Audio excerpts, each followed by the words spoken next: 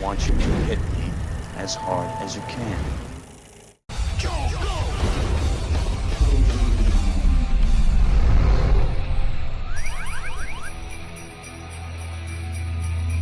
Not even a pesky pandemic can stop us from partaking once more in the joy and magic of the Christmas season.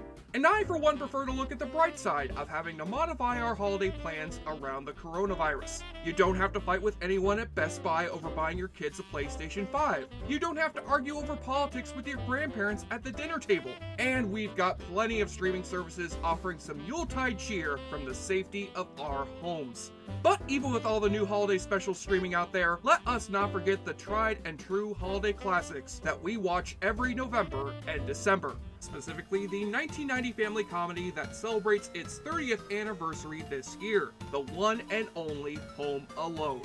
In the 30 years since Kevin McAllister first defeated the Wet Bandits, Home Alone has become as synonymous with the Christmas season as Charlie Brown, The Grinch, and Harold and Kumar, with its sequel Lost in New York also becoming a holiday favorite, despite its awkward cameo from our future president, Cliff the security guard. It's a lie!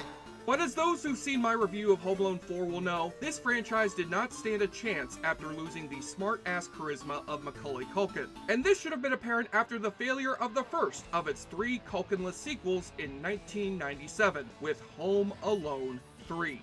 When screenwriter John Hughes and director Chris Columbus were developing the second Home Alone, they were planning on also filming a third Home Alone at the same time. But after those plans fell through, Hughes would revive the idea for a third Home Alone a few years later. And with the now teenage Macaulay Culkin growing tired of acting and deciding to focus on high school, Hughes now had to write Home Alone 3 around a new wisecracking little kid fending off a new band of bumbling thieves while being left home alone. And with Chris Columbus being replaced in the director's chair by the editor of the first 2 movies, Raja Gosnell, it's safe to say that the future director of The Smurfs 2 and Show Dogs was not up to the task, as Home Alone 3 would be given a nail through the foot by the critics and have its hair burnt off by low box office, with John Hughes more or less retiring from the movie business afterwards and the future Home Alone movies heading straight to TV. But after having spent the last couple of Christmases suffering through 2 abysmal sequels to classic John Hughes Christmas comedies, I shall find out if John Hughes himself had left this series behind on a somewhat higher note. And although other certain YouTube critics might be able to book Macaulay Culkin himself for their Home Alone reviews, Awfully Good Movies will do them one better with our special guest for this Home Alone 3 review, the cremated ashes of the late John Hurd. Mr. Hurd, it is an honor having you on my show. I can't believe my luck. Oh no! I killed John Hurd! Again! Look what you did, you little jerk!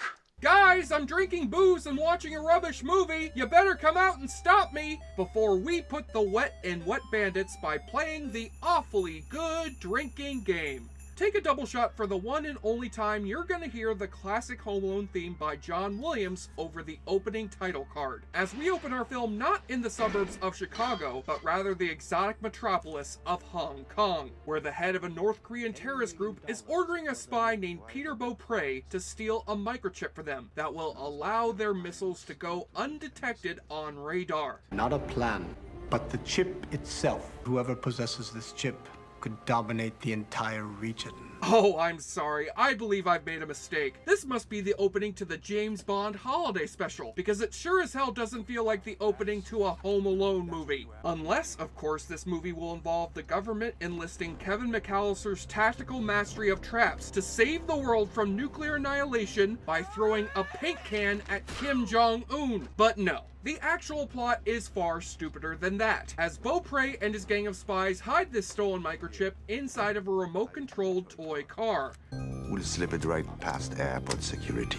I'll take things you'd never be able to do after 9/11 for 500, Alex. And just as the spies get the RC car through airport security, they're held up by some dumbass who forgot to take her jewelry off at the metal detector, while an elderly lady accidentally mistakes the spy's bag for her bag. And you know what? I'm starting to suspect that John Hughes just might have watched Dumb and Dumber right before writing this script.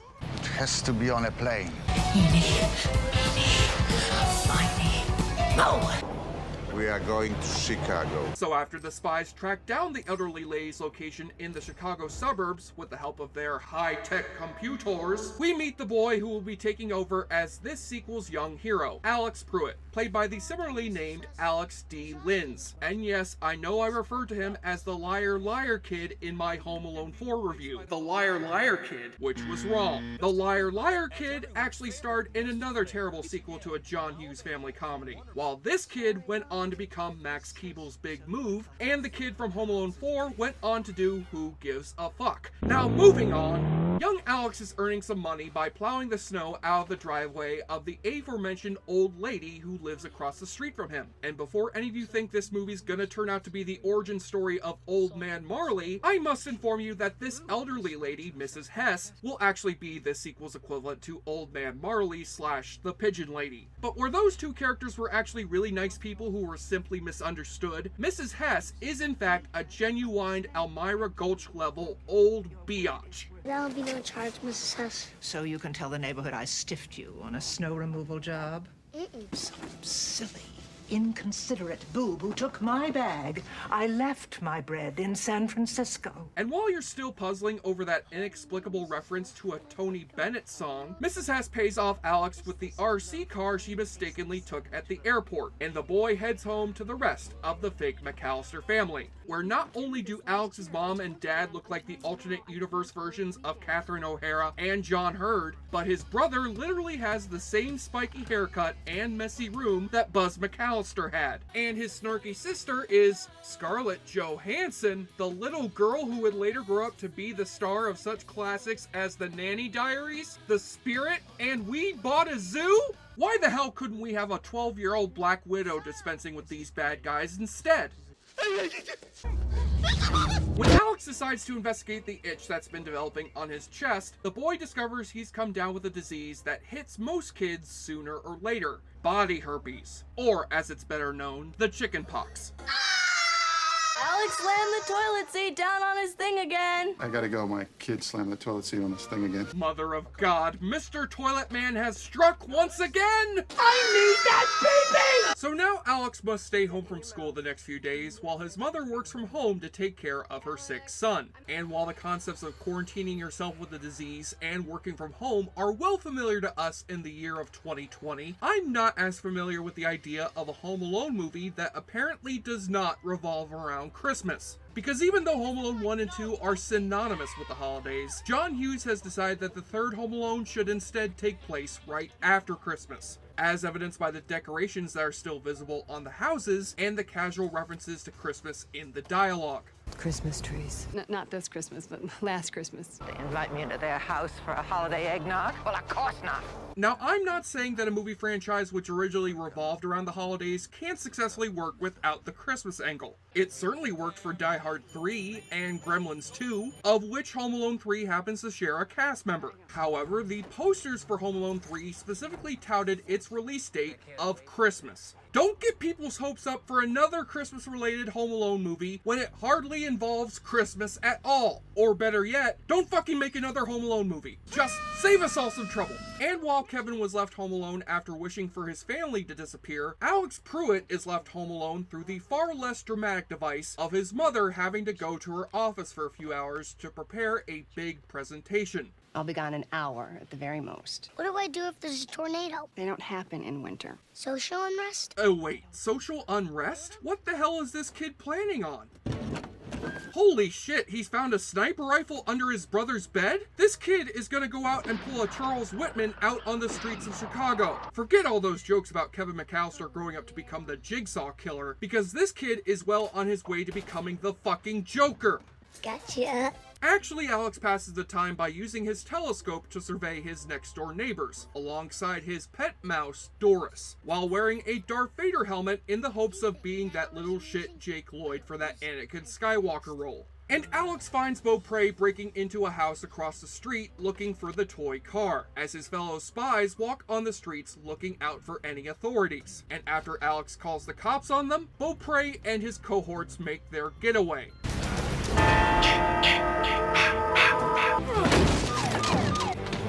Freeze! Guys, you do realize this is the John Wick residence, right? Don't even think about it! So after Alex receives a stern lecture from Officer the janitor from Scrubs, his mother decides to finally call up a babysitter. No, of course she doesn't. She leaves Alex home alone again the next day, while Alex's dad heads off to the airport for a business trip. Dad, got your wallet? Yeah, it's in my pocket. Where's your pocket? Oh, what's the big deal with coming into work without your pants on? Christopher Reeve's son did it on Good Morning America, and he got to keep his job. Jeffrey Toobin, on the other hand, not so much. And just like fucking clockwork, Alex uses his telescope to find Beaupre breaking into another house again. He calls the cops on them just as they disappear again, and his parents come home to find their son has called in another false alarm.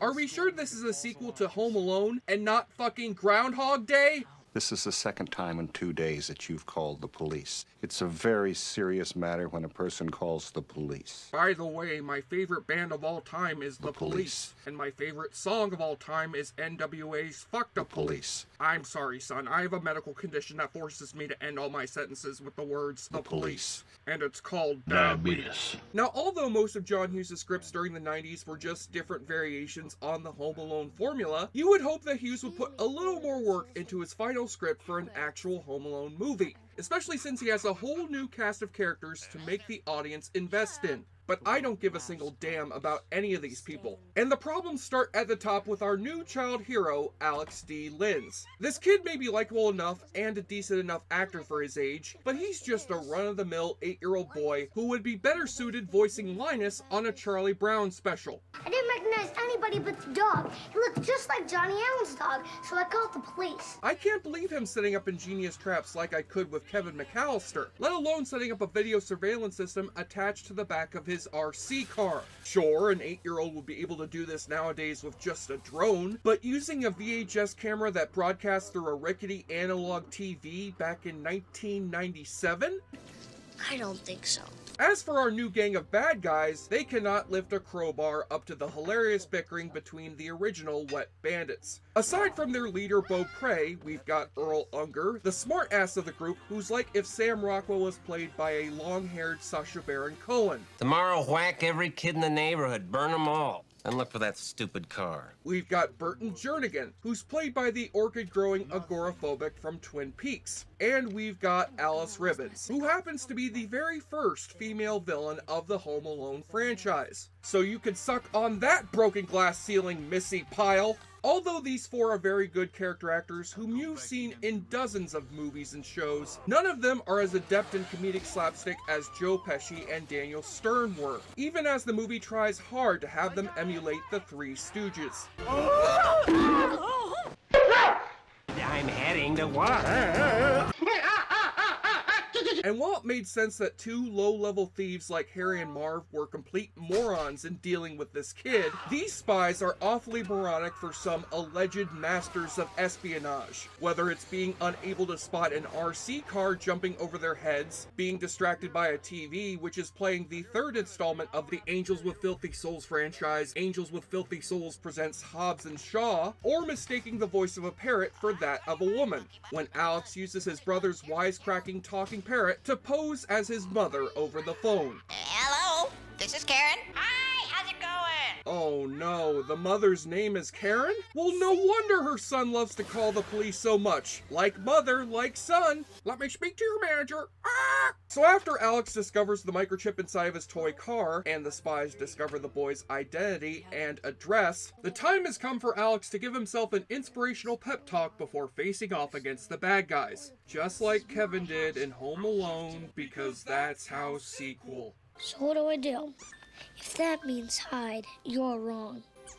If that means fight, you're right. You know what? If you lower the pitch of this kid's voice, this speech would work perfectly as Rambo's final monologue at the end of Last Blood. After all, that movie did owe more than a few debts to Home Alone. They'll understand when I'm done. They'll know I was telling the truth. I'm not gonna cry or feel sad or scared. This is my neighborhood and this is my house. No matter how old they are, no matter how big they are, they can't beat me here. They can't beat me at home. This is Peter McAllister, the father. So now on to our final act, where Alex finally sets up the complex traps that he'll use on the bad guys. And instead of the trap setting montage being set to John Williams' whimsical yet suspenseful music score, Home Alone 3 uses a generic as fuck pop punk song that sounds like the Kids Bop version of every other alternative rock hit released during the 90s. This is my town. Watch your step if you come around. Put your face in the canyon. Show me inside your show. Toss! This is my home. Declare a river and drown the whole world. Here Toss! be ready to see hell.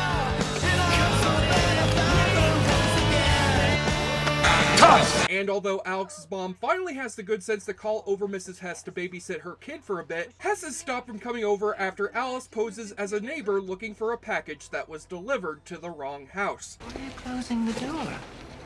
I left my heart in San Francisco. Okay, for real, movie, if you don't stop with the Tony Bennett references, then I'm gonna have Lady Gaga come over on his behalf and kick your ass cheek to ass cheek. As for the traps themselves, they are at least better than the ones which were in Home Alone 4. But that's only because John Hughes has recycled many of these gags verbatim from the last two movies. Someone gets electrocuted so hard that their hair stands up. Two of the thugs have a barbell fall onto their heads. One of them falls through a floor that's had a hole cut into it. We have seen it before. Get out of here, you nosy little pervert, or I'm gonna slap you silly! And now we're seeing it again. Sorry, Charlie.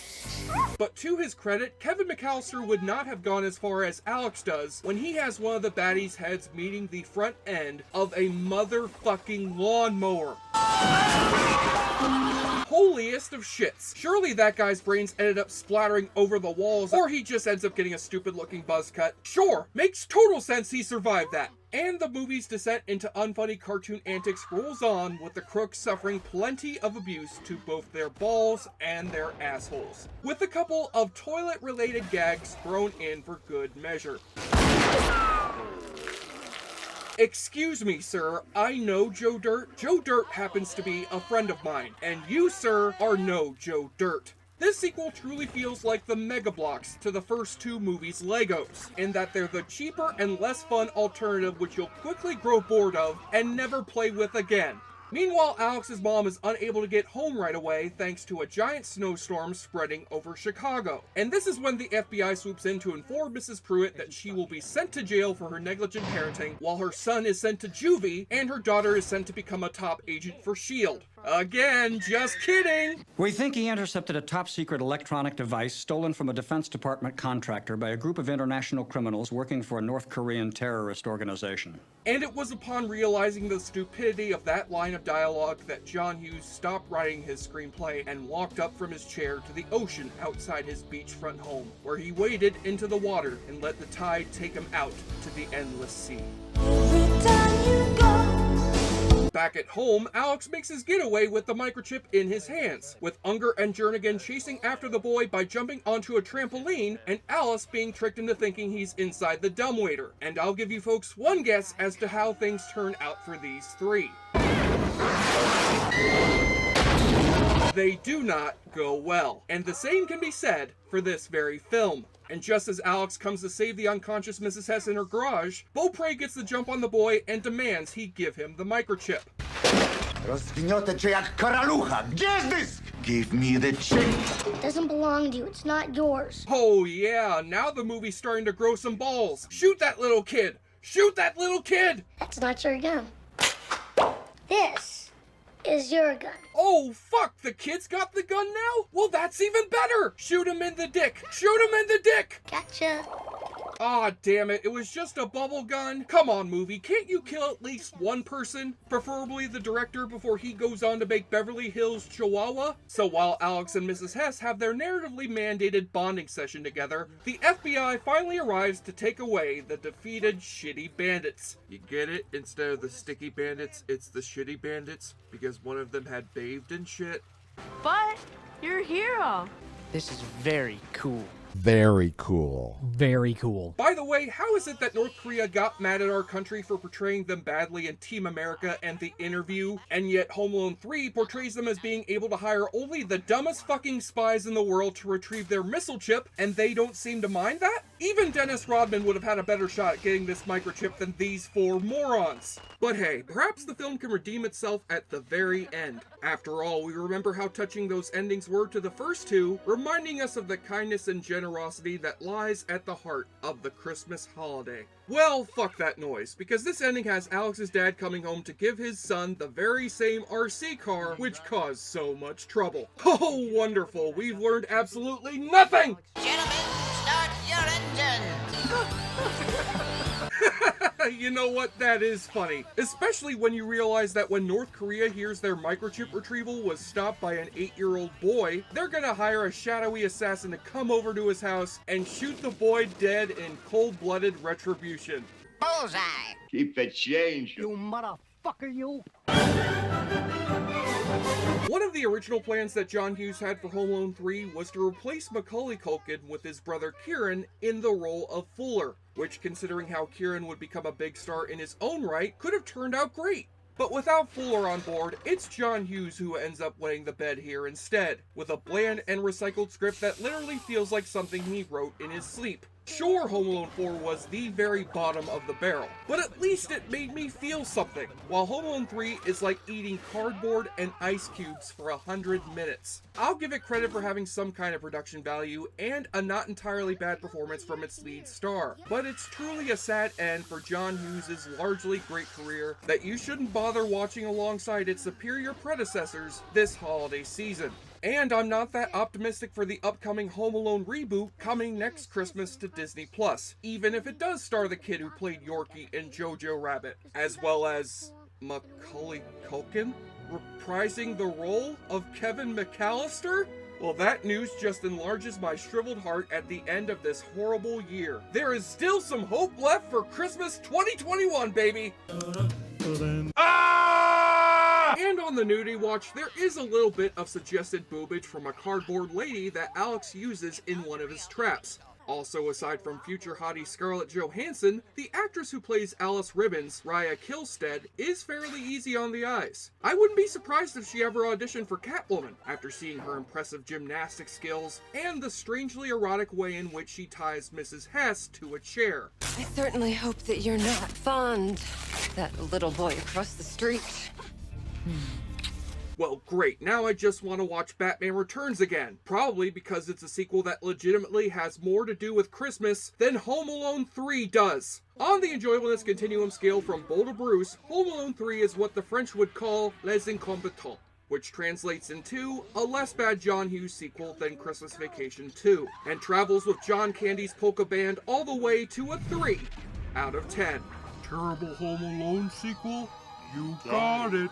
I'm Jesse Shade for JoBlo.com, and thanks to all of you for watching our show. If you like what you see, please subscribe to the JoBlo Videos channel, tell your friends who like this sort of content, and turn on the bell to receive notifications for all of our newest videos. We are an independent company, and we appreciate all of your support. And don't you worry, my second holiday special for this year will be on a genuine Christmas movie, and it won't be Home Alone 5.